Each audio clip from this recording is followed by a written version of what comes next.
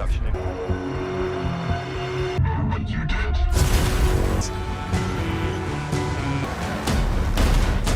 After being shot, Tom awakens from a coma to discover that fragments of his smartphone have been embedded in his head, and worse, that returning to normal teenage life is impossible because he has developed a strange set of superpowers.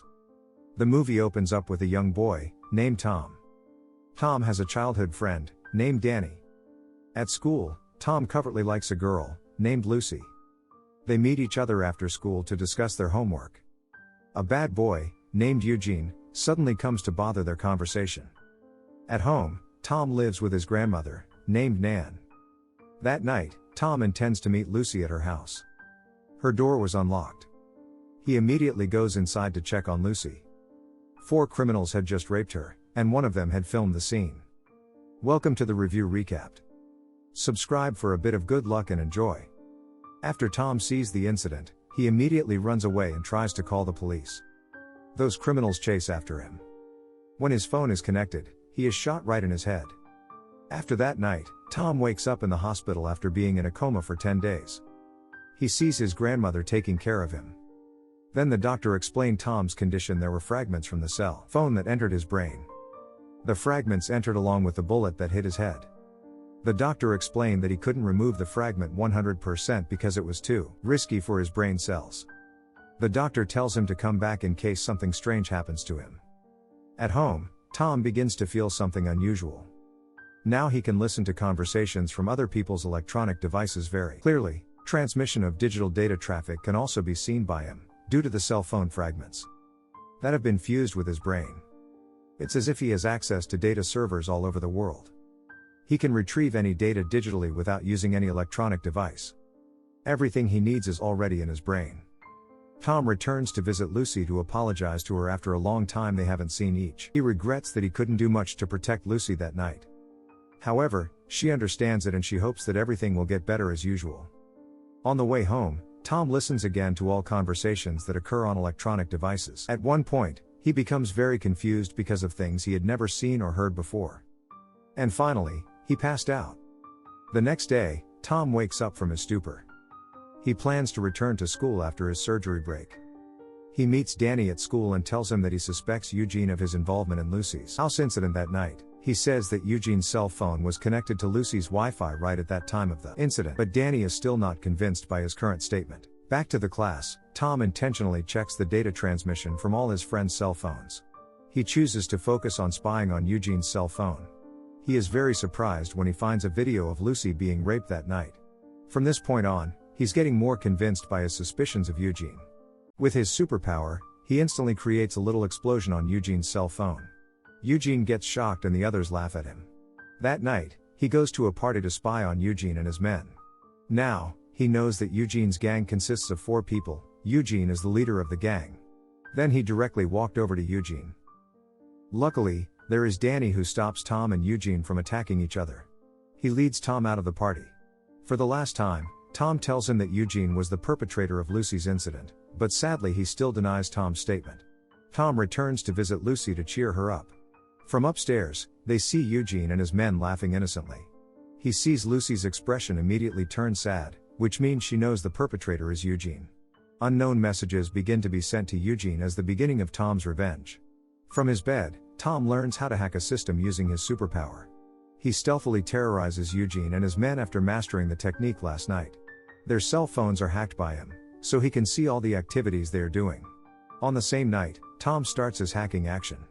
From turning off the lights in their house, until he accidentally records one of Eugene's friend, named Cass, masturbated.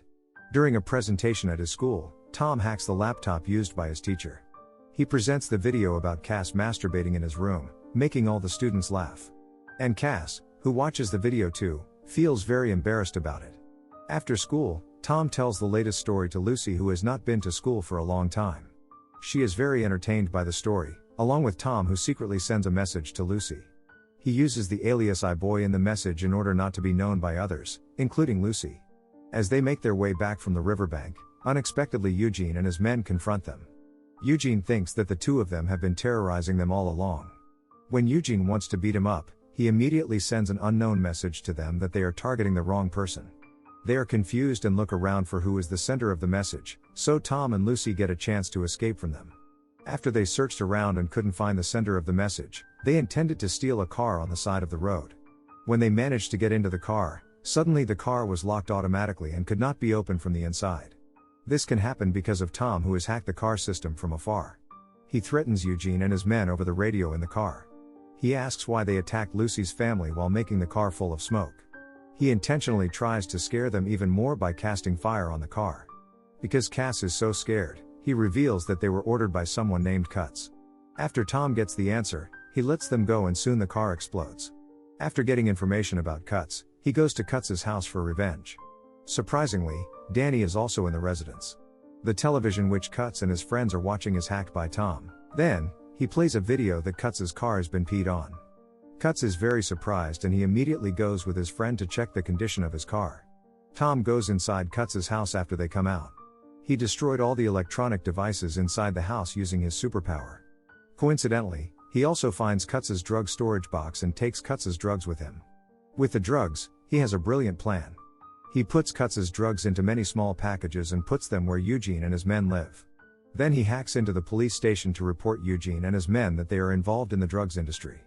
With the evidence that Tom had previously placed, the next day Eugene and his men are arrested by the police along with the evidence. Meanwhile, Cuts' bank account is also hacked by Tom, making his bank balance run out. The next night, Tom quietly listens to Cuts on the phone with his boss, named Elman. Elman gives Cuts a final warning to find out who's messing up their activities. From the top of a building, Tom tracks Elman's whereabouts right away, but he doesn't find any information about Elman, like something is protecting him. At the same time, Cuts orders his remaining men to find the location of iBoy by confiscating all electronic devices in the area. Nevertheless, they still don't know that Tom doesn't need any hacking tools. The next day, he catches a signal of a drug deal between Cuts and Elman after he finishes his exam. He plans to thwart the transaction at night by burning all the drugs. Tom's grandmother, who is worried about Tom's behavior change, meets Danny and asks for his help to look after Tom. Danny agrees to help. Meanwhile, Tom continues to follow Cuts' car. Unfortunately, he loses track of Cuts in the middle of the trip because Cuts has thrown his cell phone in a random trash can. With an amazing idea from Tom, he hacks a satellite to track down Cuts' vehicle and finally finds it. He resumes his journey to their base. Tom sees a lot of people guarding the place. He learns martial arts the moment he sneaks into the place. With his new knowledge, he can paralyze one of the guards there. Then he directly sets fire to drugs located not far from his location. When he wants to leave the place, unexpectedly Cuts and his men appear and beat Tom until he almost dies. In an urgent situation, he attempts to make high-frequency sounds with his superpower that can interfere with everybody's hearing. That way, he can escape safely from that place.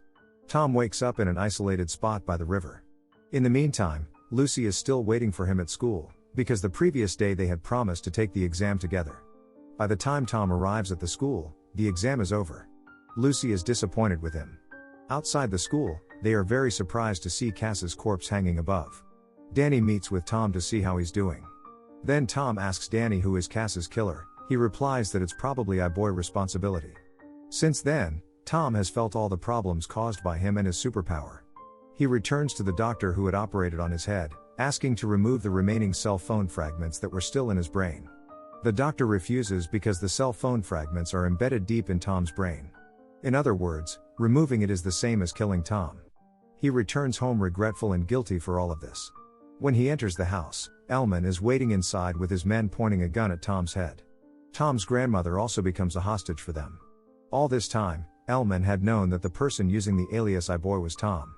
Not only that, Elman also knows Tom's superpower is hacking without using electronic devices. Turns out, he got all the information from Danny, who had been watching Tom all this time. Danny is willing to tell the information for money. Elman commands Tom to hack into the bank system where the money could be transferred to his bank account. At first, Tom refuses to do it, but Elman has caught Lucy at the warehouse and threatens to kill her if Tom doesn't obey his orders. In the end, Tom chooses to comply with him. He starts hacking into the bank system and slowly filling the money into Elman's bank account. Unbeknownst to anyone, Tom hacks into Eugene's cell phone to call the police. After a while, the police come to the warehouse to search the area. However, Eugene and his men manage to escape the search. Lucy, who sees a gun on the floor, instantly takes it and points the gun at Eugene and his men. This time, she manages to escape with Eugene's gun. When she wants to leave the place, she encounters Elman, who is carrying Tom. Eventually, she returns to being a hostage, and Elman commands Tom again to start filling the money into his bank account. In that situation, Tom tries to save himself and Lucy by hacking their cell phone until it explodes. Tom can get out, but suddenly he is hit by Elman from behind using an iron pipe. Elman wants to kill Tom straight away because he is so pissed off. At the right time, Lucy appears with a gun and shoots Elman in the hand. Because he still has some energy, he hits back at Lucy. Tom, who sees the fight, becomes very angry, so he takes out the rest of his power by gathering shockwaves and throws them at Elman until he dies with it. After that night, Tom returns to a coma and regains consciousness after a few days. He is accompanied by his grandmother in the hospital. Things started to get better since Elman died. Now, the area where Tom lives is peaceful and there is no more crime going on. Danny, who has betrayed Tom, wants to say sorry by giving Tom the money he received from Elman earlier. Tom refuses the money and says that not everything can be paid for with money. It is revealed that Danny was the one who recorded the video that night. Their friendship will never be the same as before. In the meantime, Tom and Lucy start their first date.